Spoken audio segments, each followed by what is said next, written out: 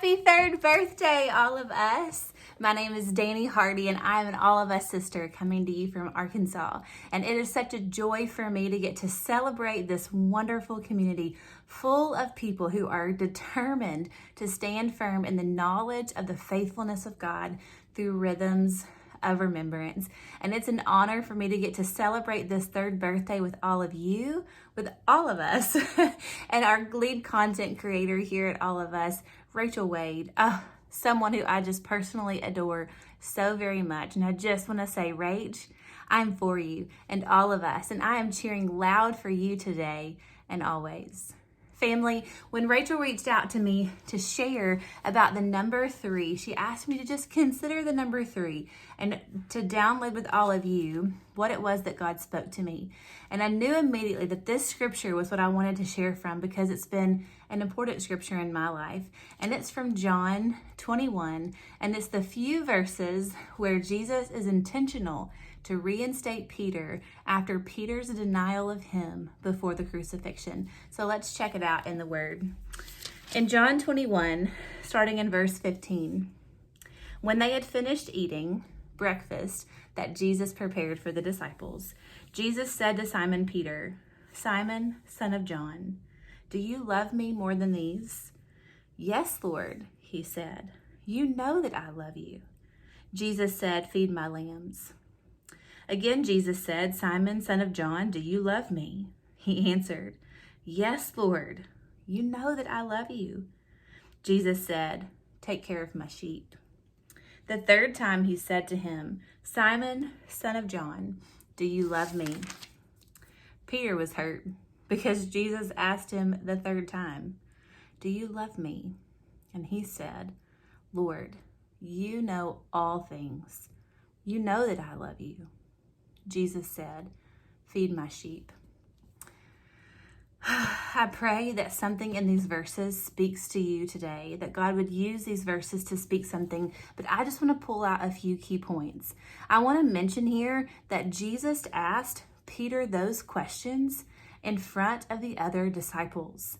And this shows me that Jesus longs to restore us publicly, even when we have denied him privately, because Jesus gives us more love, more grace, more honor, more care than we ever deserve or could imagine.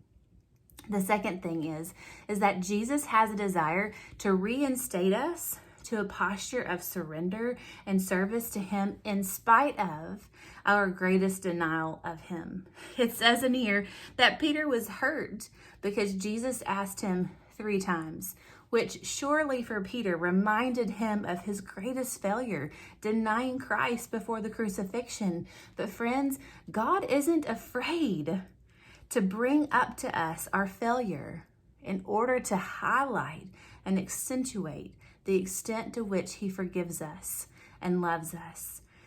Jesus reinstated Peter, right, through the process of self-examination by asking him these questions for the purpose of reminding him of his role. Feed my lambs, take care of my sheep, feed my sheep. He commanded Peter to serve out his purpose through the process of self-examination first.